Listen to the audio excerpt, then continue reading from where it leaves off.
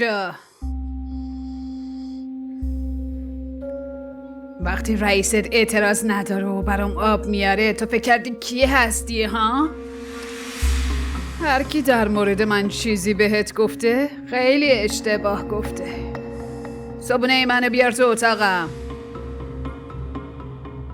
داروامم تموم شده. سر راحت میخری برام میاری. چشم میخرم.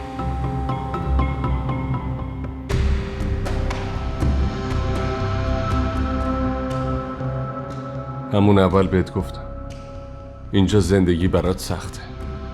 آره؟ از اینجا برم که تو با زن اولت راحت باشی. عجب آدمایی هستینا. من واسه خودت گفتم. میدونم اون بزرگتره. هرچی گفت تحمل میکنم. مشکلی نیست. باشه خود دانی. من میرم شرکت دیرم شد. خداحافظ. خداحافظ. اقباله. توبه کن داداش. من توبه کنم؟ تو باید توبه کنی. راستی ببین چی میگم. آره میدونم. من آینده ای ندارم. اون متأهله، اون غریبه است، اون فلانه، اون بهمانه. آره؟ خوبه فراموش نکردی. راستی امروز صبح با مامان حرف زدم. خیالم راحت شد. بهتره نه؟ مرخص شده. انشاءالله زود خوب میشه. باشه فعلا خداحافظ. الو داداش.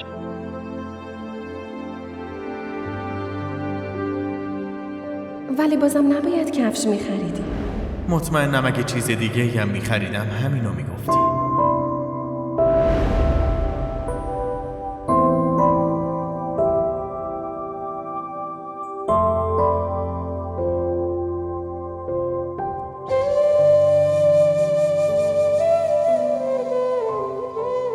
شماره 8 نه؟ من همیشه درست حدس میزنم. عشق جدید واسه دلت پیدا کردی نه؟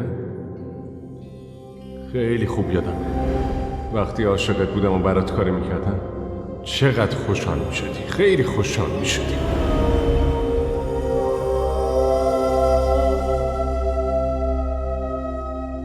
سلام مامان. همین یه پسر برات مونده. اون یکی رو که عروست برده دبی. مامان بهتون سلام کردم. کجا غرق شدین؟ مسکان چطوره؟ بله خوبه. شما چطوری؟ یه جوری اونو ازم قایم کردی که انگار داری طلا و جواهراتتو ازم قایم میکنی. نه مامان همچین چیزی نیست. خودتون نمیخواین قیافشو ببینی. واسه همین تو هم نمیخوای قیافه منو ببینی؟ مامان جان اون حرفا مال گذشته است.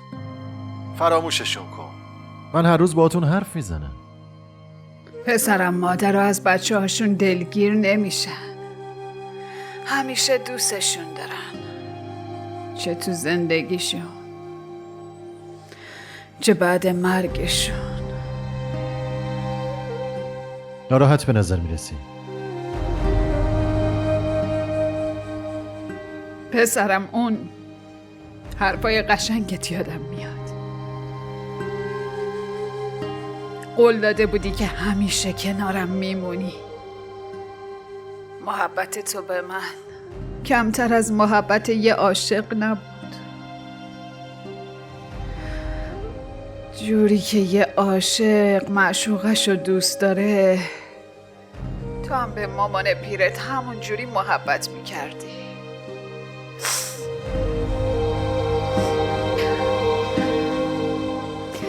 مردم به هم تیکه میندازن. میگن صفیه پسرت تو رو ول کرده رفته.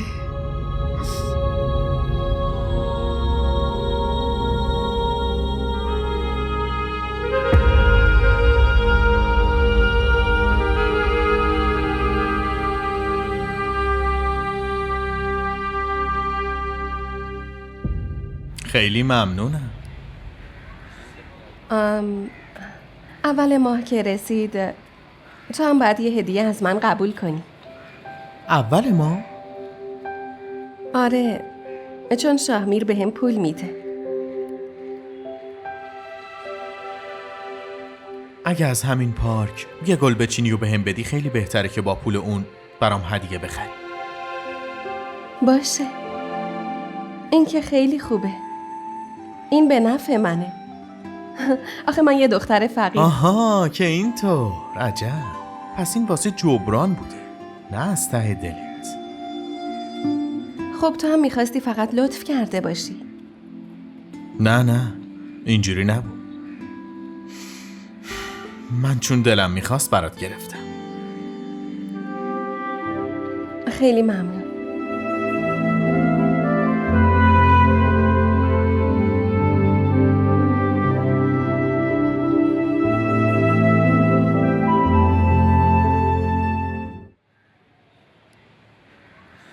آزرا، آب میخوری؟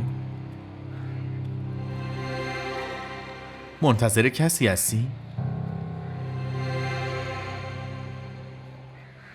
منتظر کی باشم؟ باشه، ولی امروز اصلاً یه جور دیگه ای هستی. گاهی وقتا الکی میخندی. چرا؟ با خندیدنم مشکلی داری؟ از خندیدنم خوشت نمیاد؟ بریم.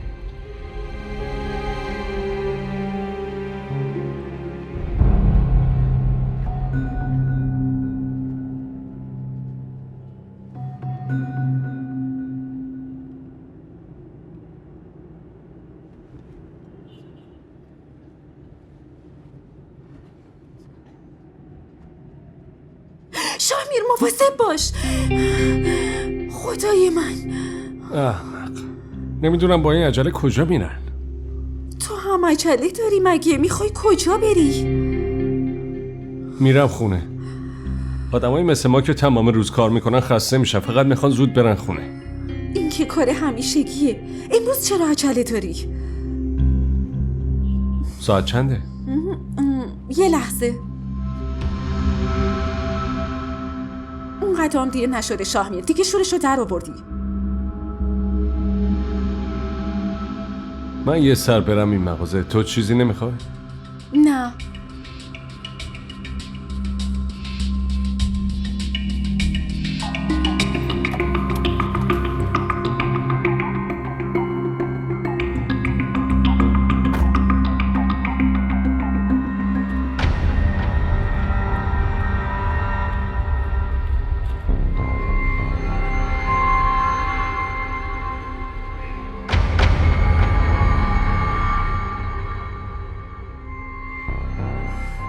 چی شد؟ نگرفتی؟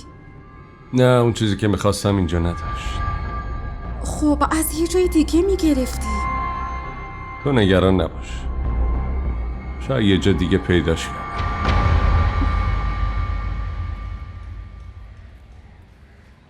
ما دیروز از اینجا رد شدیم نه؟ آره. امروز هم اینجایی. هیچی. میگم بهتره خونه نریم، چند لحظه اینجا بشینیم.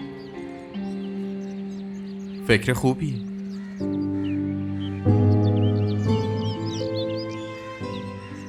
میدونی که تو خونه کسی منتظرمون نیست. باشه خوبه. بیا.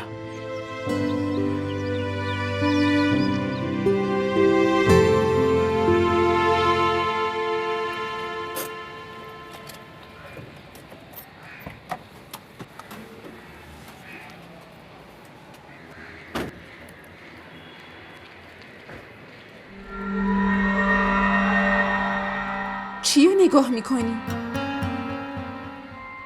هیچی، همینجوری فکر کردم مامان بالاست. واقعا مامان تو دیدی؟ با این لحن با من حرف نزنا. تو هیچ وقت عوض نمیشی.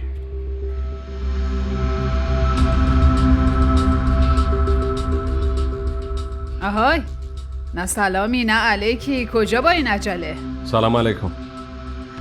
دارو همو خریدی؟ نه یادم رفت. یادت رفت؟ نه؟ کار مونا نبوده که یادت بمونه. کار مامانتو فراموش کردی. آزرا خونه است نه؟ چه عجب. خیر باشه پسرم. امروز حال اونو میپرسی هم؟ مامان شما هم آخه تنه پشت تنه خسته نمیشین؟ من فقط میخواستم بپرسم که دارو لازم نداره که با داروهای شما براش بخرم. من چه میدونم. مثل مرده متحرک زندگی میکنه. با هیچ کسم که حرف نمیزنه. دارو همو حتما بگیر.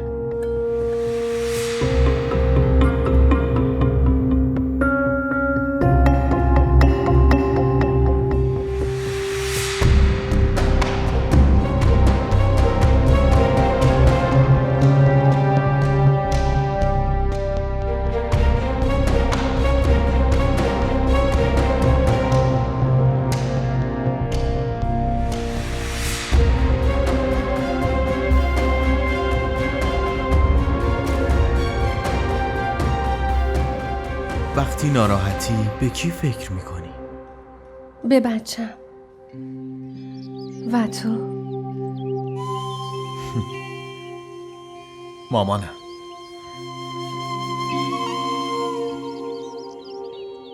این چه جور حسیه که من و تو رو به هم وصل کرده؟ غم. هم تو غمگینی هم من. هر دو اینجا میشینیم و به هم دیگه دلداری میدیم واسه همین.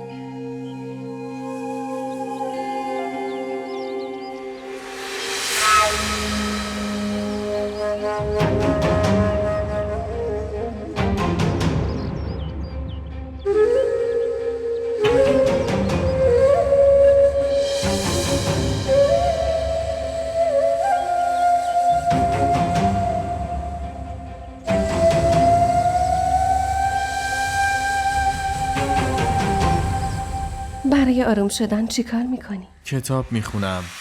گاهی وقتا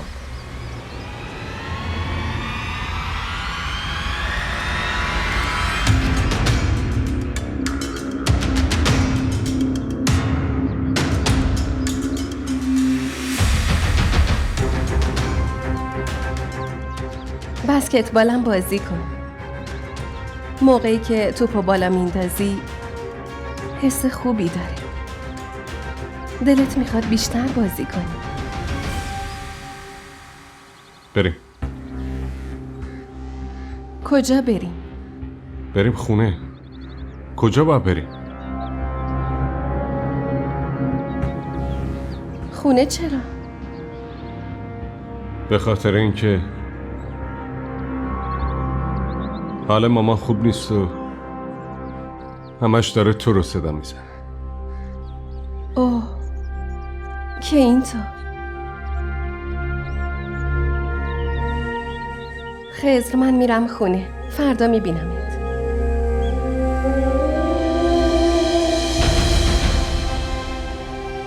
خدافظ.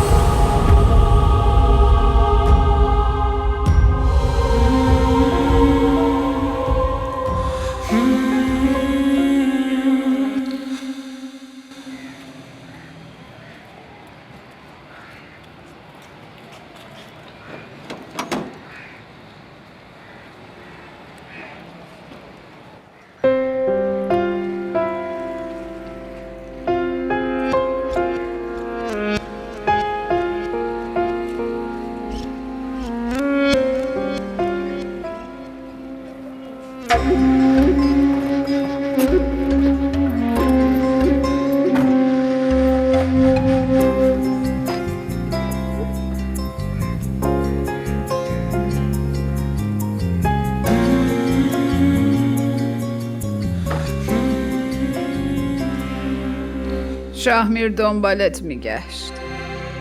کجا رفته بودی؟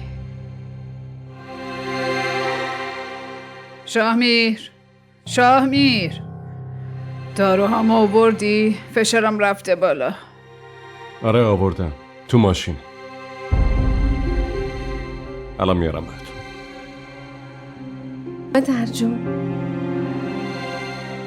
چتون شده؟ مگه چم شده؟ پس شاهمیر چی میگفت؟ ها؟ هیچی. پاک زده به سرش. آی.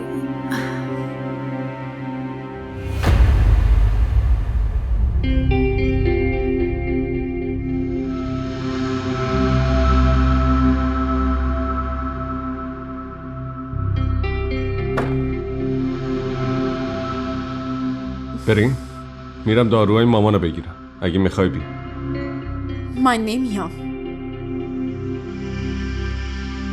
مونا اون تو خونه نبود، نگران شدم. رفتم دنبالش ببینم کجاست. راستشو بگو، نکنی دوباره عاشق شدی؟ اون زن منه.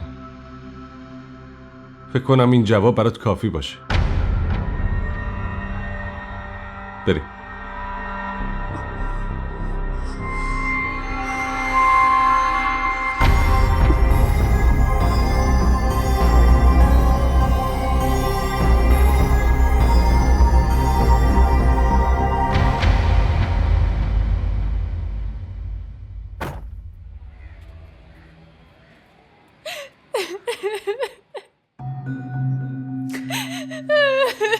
چی شده هنا؟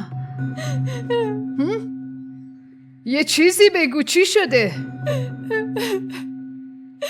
آبجیا بده. به مامان بگو چه اتفاقی واسم افتاد. گریه نکن هنا، گریه نکن. اگه بابای ما زنده بود ما به این روز نمی افتادیم. حالا چی شده؟ مامان، خالد به هم سیلی زد. چی؟ آخه چرا؟ یه جوری میپرسین انگار براتون خیلی عادیه. دخترم دارم میپرسم دیگه. خب چی شده؟ به هم بگو عزیزم. دیگه میخواستی چی بشه مامان جون؟ ببین، به صورتم سیلی زد، منو تحقیر کرد، دهنشو باز کرد و فحش داد. به شما، به من، به همه فک و فامیلم. آخه برای چی؟ من فقط بهش گفتم که مامانت با بابات فرار کرده و عروسی کردن. دخترای فامیل ما اینجوری نیستن. میدونی چی گفت؟ برگشت گفت آره، دختر و پسرای خانواده شما رو هم دیدیم، روز مراسم عروسی دیدیم، کاری که داداشت با زن داداشت کرده. به هم گفت مامانم بود که تو رو عروس کرد و آورد اینجا. آی بعدش؟ بعد چی مامان؟ من سر صبح رفتم اونجا و داد و بیداد کردم. گفتم آقا خالد در مورد خواهر من چی فکر کردی؟ فکر کردی صاحب نداره؟ تو چطور جرأت کردی در مورد خانواده ما اینجوری حرف بزنی؟ یه جوری زدم تو دهنش که خفه شد. گفتم عروس ما خودش آواره و بدبخت و بی حیا و بی شرمه، وگرنه یه دختر نجیب و خانواده دار روز مراسم جلوی مردم همچین نمایشی را میندازه؟ گفتم مادرتو صدا بزن باش حرف دارم. خب بعد؟ همچین نشوندمش سر جاش که تا آخر عمر یادش بمونه. خوب کردی. گفتم خاله جون، خانواده شوهرت که تو رود نگام نمی کنن. شنیدم با شوهرت فرار کردی و زنش شدی. اون خالدو ببین، حرف آبجی آبده زد و سیلیشو من خوردم. گفت خواهرتو ساکت کن. چی شده؟ همه چی خوبه؟ داداش چی شده؟ چرا گریه میکنی؟ داداش خالد منو کتک زد. چرا کتکت زده؟ مامانش گوششو پر کرده. من که چیزی نگفتم، فقط گفتم مامانت با بابات فرار کرده. اون دیشب به هم سیلی زد. صبح که آبجی آبته اومد دنبالم بازم به هم سیلی زد. باش آروم باش. باش. اون آدمای خیلی بدی داداش. منم دست خواهرمو گرفتم و آوردمش. این آدمی که جلوی رومون خواهرمونو کتک میزنه پشت سرمون میخواد باهاش چی کار بکنه؟ مگه این دختر بی صحابه؟ معذرت میخوام ولی شما نباید این کارو میکردی. چی؟ این چه حرفیه میزنی شاهمیر؟ خواهرمونو کتک زده، به اونو خانوادمون توهین کرده، میفهمی؟ میدونم، ولی رابطه زن و شوهری 1000 تا مسئله بینشون پیش میاد. امروز قهرن فرداشت، شما نباید دخالت میکردی. اونا ای خدای من، باورم نمیشه این همون شاهمیره، همون داداش غیرتی من که نذاش ستار دست رو بلند کنه. دستشو گرفت و گفت برای آخرین بار میگم نبینم دیگه همچین کاری کنی، وگرنه دستتو قطع میکنم و میندازم دور. ببخشید ولی فکر کنم کاری که اون روز کردم خیلی اشتباه بود. اگه من دخالت نمیکردم و خودت مشکلتو حل میکردی، امروز هم توی خونه خودت آرامش بود، هم توی خونه ما. چی شده؟ چه اتفاقی افتاده؟ دخترم تو رفتی تو آغوش کی گریه کردی؟ ها؟ این داداشت الان زن ذلیل شده.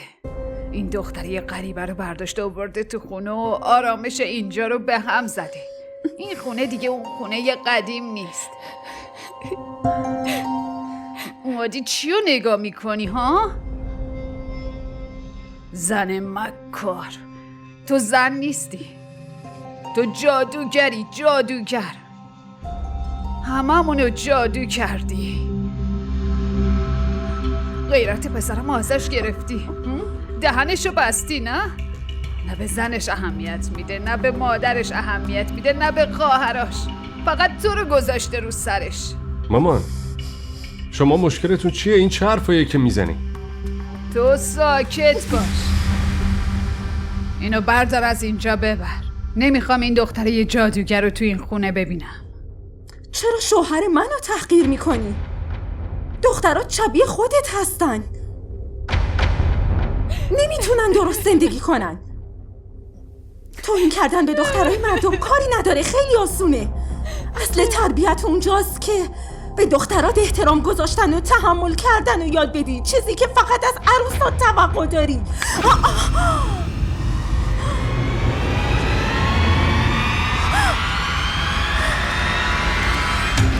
شاهمیر، این زن جادوگر تو بردار از جلوی چشمام دورش کن. گمشین از این خونه، بریم بیرون، زود باشین.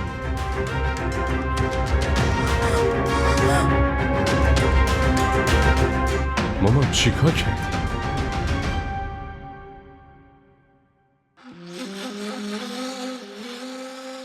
بشین ماما بشین.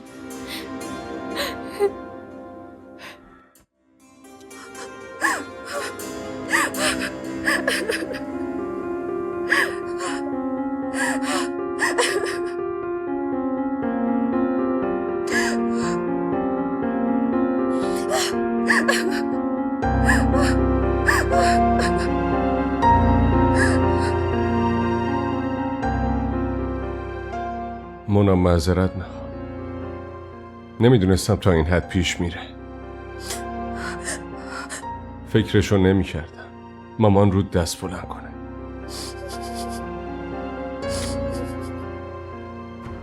گوش کن مونا، فکر کنم چیزی که میخواستی اینجا ببینی و دیدی. اگه اینجا بمونی هر روز باید این وضعیت رو تحمل کنی. نمیخوام اذیت بشی. ما خودمون خونه داریم. وسایلتو جمع کن، امشب برمیگردیم همونجا. من جایی نمیرم. تو هم تو این خونه همونقدر حق داری که دختراش.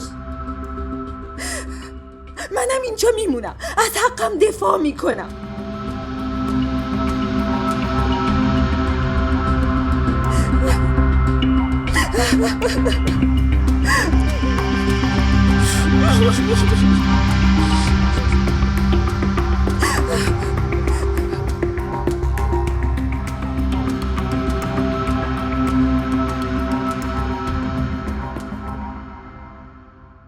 هنا طلاهاتو که آوردی؟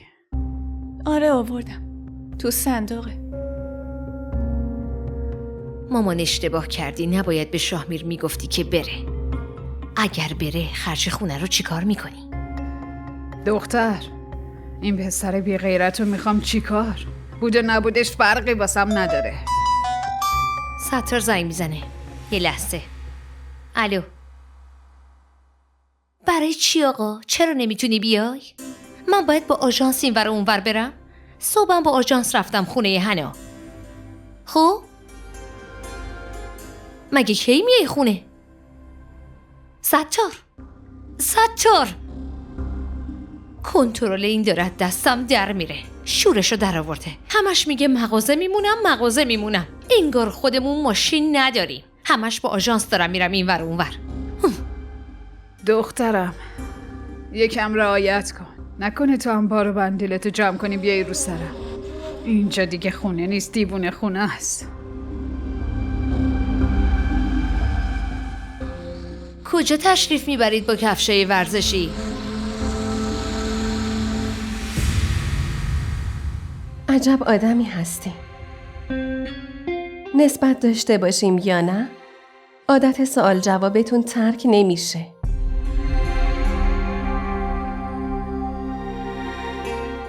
مامان دیدی؟ این الان چی گفت؟ دخترم من که هر روز میبینم. تو یکم ببین. واقعا که تخمه میخوری؟ هیچی بهش نمیگی مامان؟ مادر شوهر به اون عروسش تشر میزنه که از پسرش حساب ببره. اون دختری که زندگیش قشنگه و میترسه خونه خراب بشه.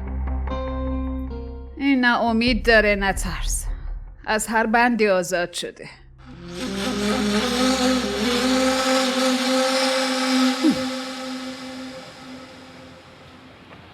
امروز خیلی دیر کرده. باید تا الان پیداش میشد.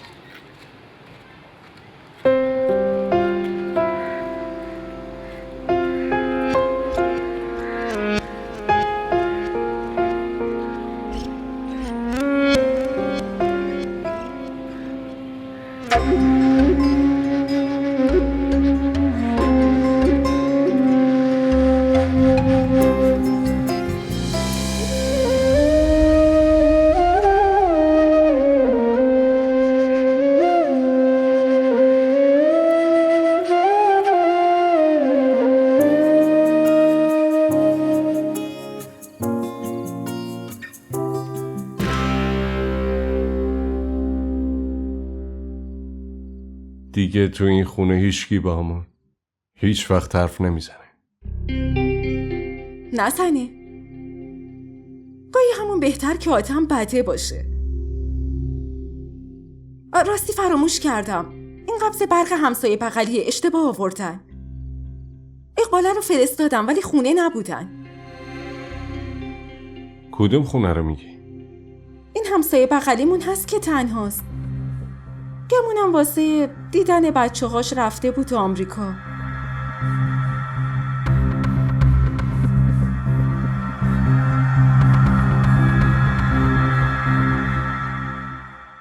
ولی انگار طبقه بالاشونو به یه پسر اجاره دادن. نخواستم اقباله رو بفرستم. بالاخره پسر جوونه. نمیدونم چه جور آدمیه. خودت فردا قبل از رفتن سر کار قبضو ببر.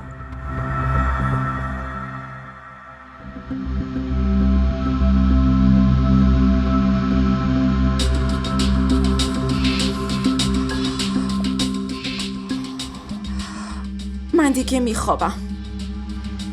شب بخیر. لامپو خاموش کن. باشه.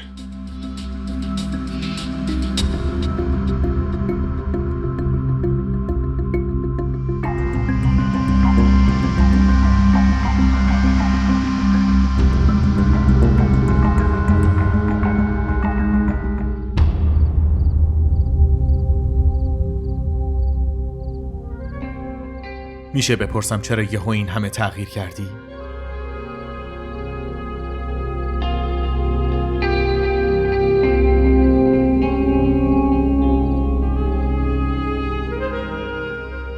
شرایط غریبه ها رو به آشنا تبدیل میکنه.